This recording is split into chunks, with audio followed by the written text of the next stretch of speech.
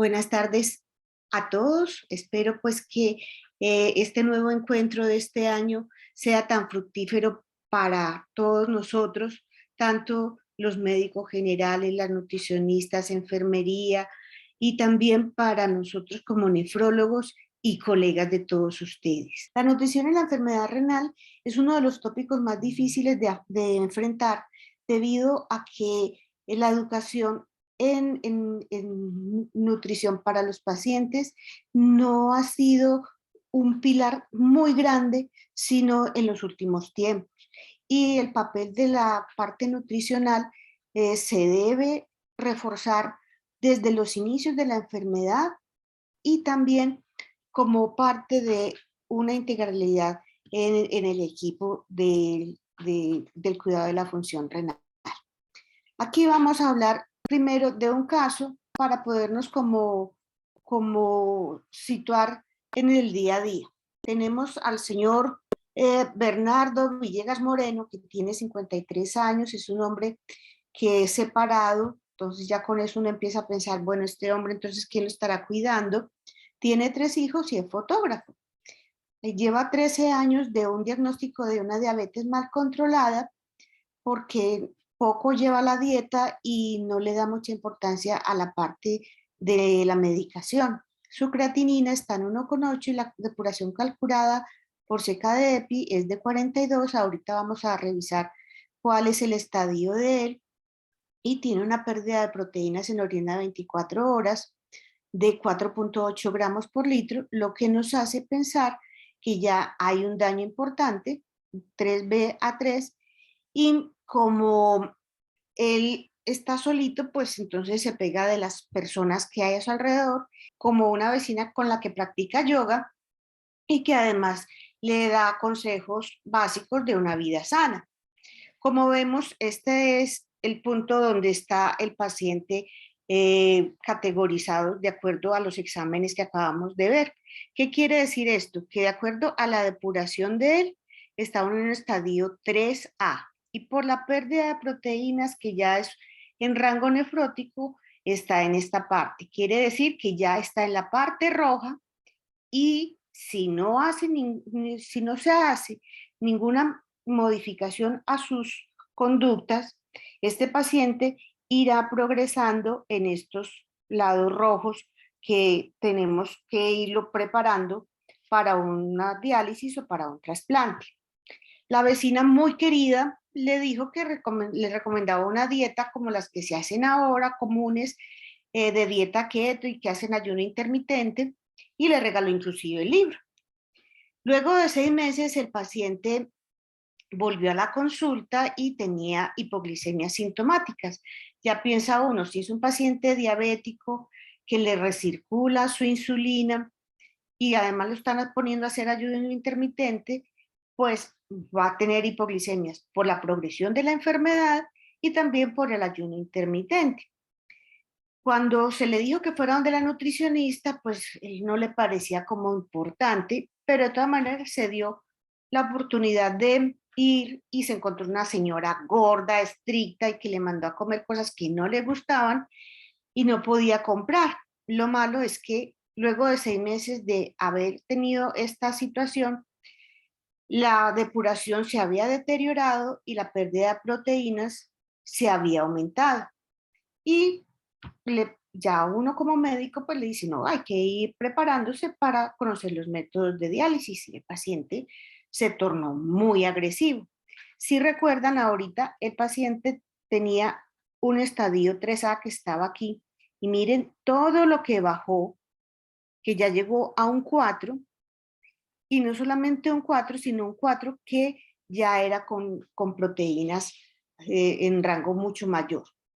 Entonces se volvió a dar otra oportunidad con la nutricionista, esta sí, más simpática, más querida, y le puso como otras condiciones diferentes, pero igual le dijo, tiene prohibido comer todas estas cosas, lo que son las carnes, las nueces, los granos, y además le dijo de estas indicaciones que debía utilizar carnes blancas y que además para darle un poquito de sabor a las comidas, utilizar aceite virgen para aumentar las calorías en la dieta. Entonces él decía, bueno, estaba igual que Bruno, no se habla de estas cosas. Entonces, ahí uno dice, bueno, entonces este hombre, ¿qué va a pasar? Porque es que está bravo, no acepta ninguna sugerencia, tenemos que irlo preparando porque la progresión es inexorable. Entonces, ahí es cuando uno dice, bueno, este hombre lo tenemos que llevar a una adherencia adecuada. Pero ¿qué es lo que está pasando?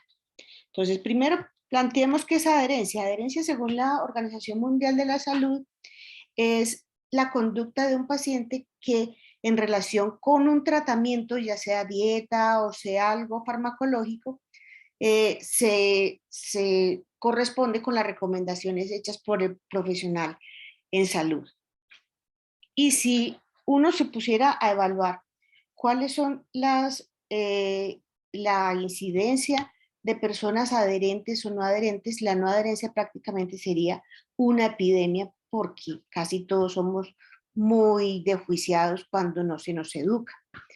Pero los factores que se modifican la adherencia son múltiples, o sea, uno no puede juzgar a todo paciente con el mismo rasero porque hay factores que modifican la adherencia a una conducta determinada, sobre todo en salud.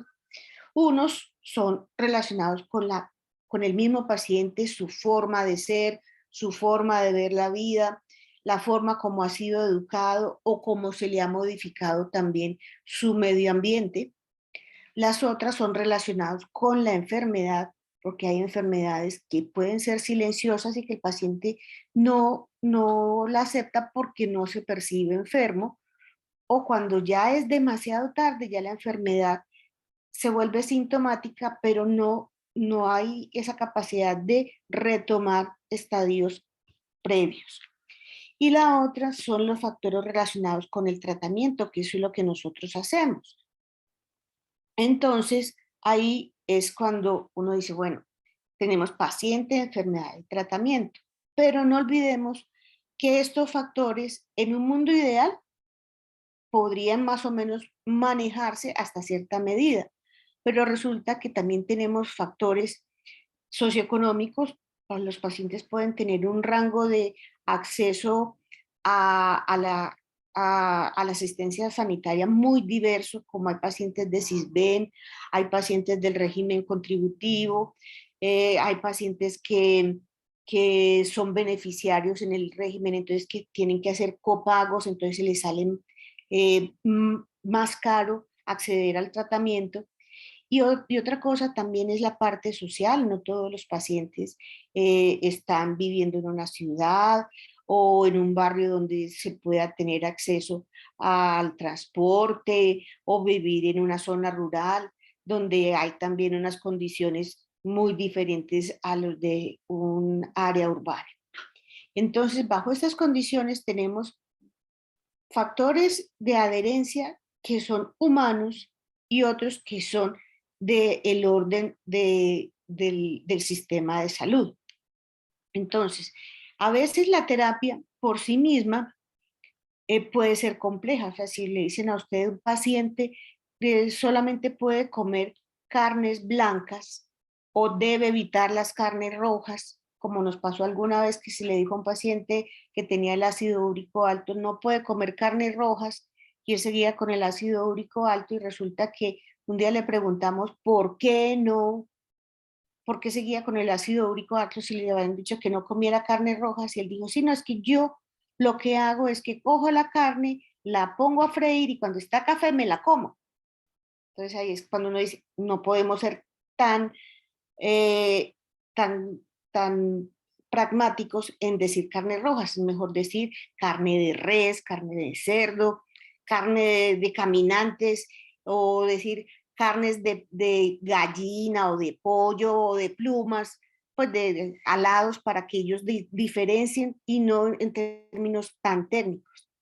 La otra cosa son los factores también desde el punto de vista sanitario, como hablábamos ahora, los factores sociodemográficos, como es también el entorno familiar, que haya acompañamiento, y también hay estados ya desde el punto de vista psicológico, como son la depresión, la falta, la autoestima baja, el hecho de no querer ir a las citas porque hay confusiones en las citas, porque les ponen citas a diferentes horas o en diferentes lugares o en diferentes días, y eso hay mucha gente que no alcanza a cubrir transporte, cubrir copagos y cubrir también los requerimientos inherentes de la enfermedad.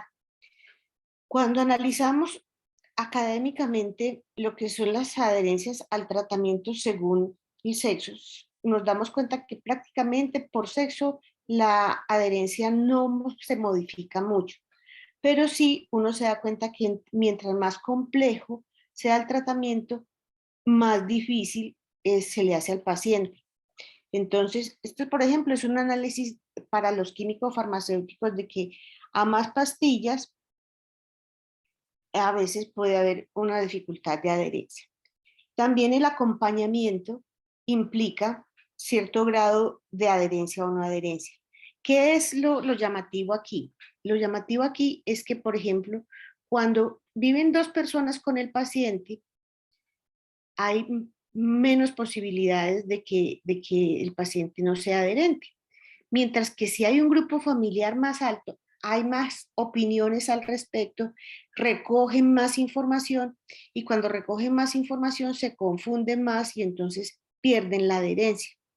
Y en la medida que los pacientes tienen más complejidades, por decir son hipertensos, diabéticos, dislipidémicos con ácido úrico alto, entonces se dan cuenta de que están muy enfermos y que necesitan cuidarse mucho porque son muchos los frentes a los que ellos tienen que hacerles contingencia. Entonces, cuando tenemos un paciente con enfermedad renal, tenemos que evaluar si están muy jóvenes. La presión social de un adolescente con enfermedad renal es muy grande porque precisamente ellos son los que más comida chatarra tienen y esa es la comida que más se restringe en la falla renal. Mientras que si son muy ancianos, ya ellos de por sí no tienen buen apetito, entonces simplifican mucho su alimento y no van a comer como se les ha recomendado. La otra parte es si son o no sintomáticos. Mientras uno no tenga ninguna sensación de enfermedad, es más difícil aceptar la enfermedad. Y cuando se dan cuenta de que tienen enfermedad, pueden caer en una desesperación, en una depresión importante, y eso ayuda a que entonces el paciente no sea adherente. También los problemas laborales, porque si digamos es un paciente diabético que tiene que hacer comidas cada 2 horas, muchos de las jornadas laborales no permiten hacer descansos cada 2 horas para alimentarse, porque se pierde la continuidad en el trabajo. La otra cosa son los recursos económicos que se tienen en un momento determinado, porque si se le dice a un paciente que debe de comer algunos alimentos que son muy especiales y resulta que dicen los que yo apenas tengo para la arepita y la guapanela no se le puede dar porque se le sube el potasio o el fósforo, entonces dicen, es que yo no puedo hacer esa dieta porque ya no tengo que comer, o sea, yo tengo que comer lo que esté al alcance de mi salario. La otra cosa es también la gente que ya de por sí tiene un criterio propio y formado de qué es una dieta sana o no lo es, o que son supremamente estrictos y a veces rayan con unas conductas agresivas frente al personal de nutrición. Y este tipo de personas o pueden ser supremamente relajadas o supremamente estrictas, y esos dos polos hacen que no sea fácil poderse entender con este tipo de personas. Y también están los niveles de formación que tenga la persona, o sea, una persona que no tenga un buen nivel cultural, ocasionalmente, uno no puede decir que todo el mundo es irrestricto en sus conceptos de nutrición, pero si no se les hace una buena educación, probablemente no acepten las sugerencias nutricionales. Pero también pueden haber circunstancias, hay gente que ya por convicción se vuelven veganos estrictos, entonces ya la comida con las proteínas esenciales no la hacen adecuadamente, o si es por otro tipo de religiones, evitan el consumo de ciertos alimentos. Y la otra cosa son la confianza que tengan con el médico y con la nutricionista, porque a veces no le dicen a uno qué dificultades tienen porque les da pena, porque les da vergüenza saber que están correspondiendo inadecuadamente a las sugerencias. La otra cosa, y esto es bastante común en los insuficientes renales, porque las enfermedades precursoras de los insuficientes renales son la hipertensión y la diabetes, que cualquier crisis hipertensiva daña las neuronas, cualquier hipoglicemia daña neuronas.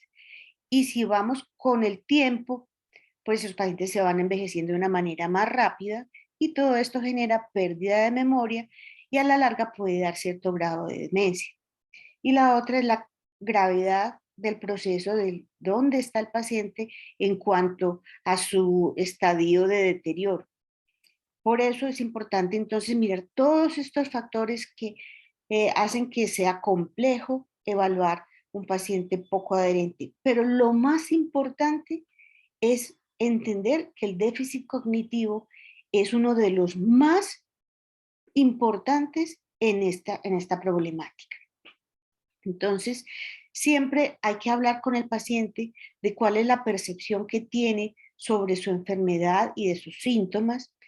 También evaluar cuál es el grado de discapacidad cognitiva, social y psicológica se tiene y también enseñarles en qué estadio está para que ellos sepan cuál es la tendencia en la progresión, porque hay gente que progresa lentamente y otros que progresa rápidamente o a veces con la modificación de conductas se pueden obtener o estabilizaciones en la progresión o inclusive regreso a un estado mucho mejor del que se tiene en un momento determinado.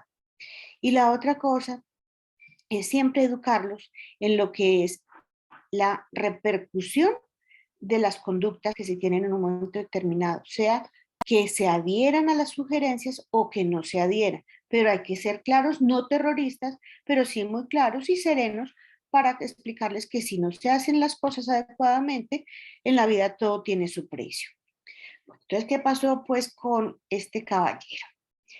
No sabía lo serio que era su enfermedad hasta que pues empezó a recibir información de diferentes personas y por eso había acudido donde la vecina, le pidió al médico más información. Como todos sabemos, ahora con la accesibilidad al Internet es mucho más fácil pues que aprovechen en Google o en cualquier plataforma de un motor de búsqueda qué cosas hay acerca de su enfermedad.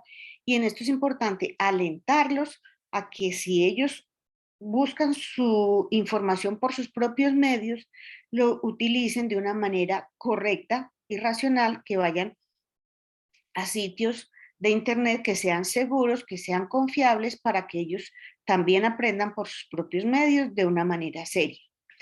También a este caballero pues se le motivó para que asistiera a las charlas educacionales. Esto tiene un significado muy importante, porque como va tanta gente, muchas veces el estar con otras personas que están sufriendo de lo mismo hacen que no se sientan solos, de que se sientan que si a alguno le fue bien, pues les da envidia, entonces hacen lo que el otro hizo y se motiven a mejorar, inclusive hacen red de pacientes, una red de apoyo muy importante, inclusive en ciertas partes a este tipo de pacientes que se apoyan los unos a los otros, se llaman apóstoles, y esa red de apóstoles ayuda muchísimo porque no hay mejor ejemplo que el que se ha vivido.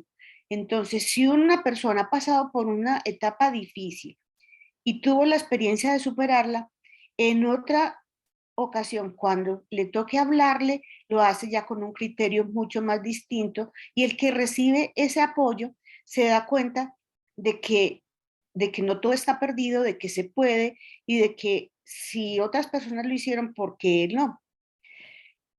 Realmente con este señor se dio una nueva oportunidad y le notificó también a su familia y a su jefe. Eso es importante por la red de apoyo, tanto familiar como laboral, porque eso hace que entonces todo el mundo se entere de que vale la pena cuidarlo y cuidarse ellos también. Entonces ahí es cuando ya el paciente puede llegar a una aceptación de la enfermedad y de su tratamiento, ser consciente de que tiene otras enfermedades o otras complicaciones derivadas de la enfermedad renal y que ya conociendo estas circunstancias, ellos mismos se pueden ubicar dentro del esquema que les hablaba ahora de la estratificación del riesgo, o sea, los estadios de enfermedad renal. Es importante para el paciente conocer que todo tiene su razón de ser, tanto la medicación como la parte de nutrición, como la parte del futuro. Y aquí es importante hablar también de accesibilidad, de que los medicamentos los debe asegurar el paciente, los soportes nutricionales también, y si no tienen forma de obtenerlos por alguna circunstancia, pues entonces existen las redes de protección al paciente, existen en cada EPS es obligación que haya una red de atención al paciente y de protección al paciente el cual los pacientes pueden hablar con la EPS para que conozcan sus circunstancias y puedan asesorarlos de cómo acceder a los tratamientos o inclusive acciones legales como los recursos de tutela para llegar a un tratamiento adecuado. Y es muy importante siempre ser claros en cuanto a que estos tratamientos renales son de por vida, la mayoría de las veces, que pueden cambiar, que pueden volverse más o menos complejos en el tiempo y que además eso va de acuerdo a cómo la enfermedad vaya variando. Siempre es importante infundirle a los pacientes la responsabilidad de adherirse a lo que es una EPS y una IPS y también a un grupo de tratamiento para la enfermedad renal. Siempre garantizarles a los pacientes de que si en algún momento van a perder el trabajo, porque muchos de los pacientes tienen contratos a término fijo o lo pueden perder, así como pasó en la pandemia del COVID, que muchas empresas cerraron, pues que hay opciones de pasar al régimen, del régimen contributivo al subsidiado para que no pierdan el seguimiento. Y que si son beneficiarios, pues que traten hasta donde sea posible de tener redes de apoyo alternas a las EPS, como son las redes de usuarios, como son las redes de pacientes, como son un montón de ONGs que los pueden ayudar en ese sentido, porque realmente necesitan garantizar continuidad en el tratamiento. Y una cosa muy importante es que a veces cuando se les da a los pacientes su medicación, su soporte nutricional, ellos ven que es una posibilidad de que si venden ese soporte nutricional, eso sea una fuente de ingresos económicos para la familia y entonces vendan ese soporte nutricional.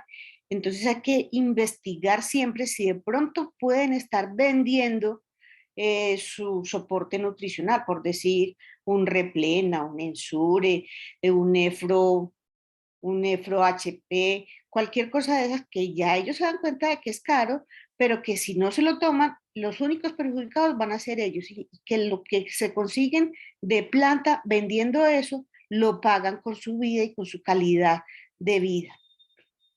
Entonces, también es importante reconocer, y esto pues es un llamado de atención a nosotros mismos, de que a veces el sistema no nos colabora para educar a los pacientes.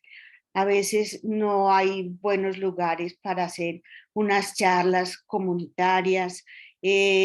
A veces los tiempos de consulta son tan pequeños que uno tiene que priorizar cuál es el punto en el que debe educar.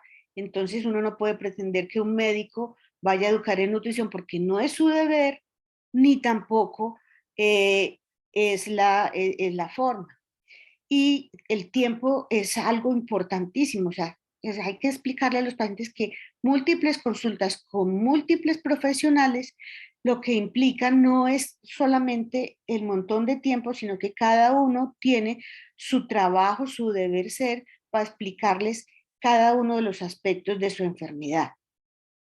Y la otra cosa es siempre hablarles sobre las intervenciones efectivas para mejorar sus dificultades de adherencia. Por decir, si me sabe mal un alimento, pues, hombre, habrá posibilidades de buscarle una opción distinta a ese alimento.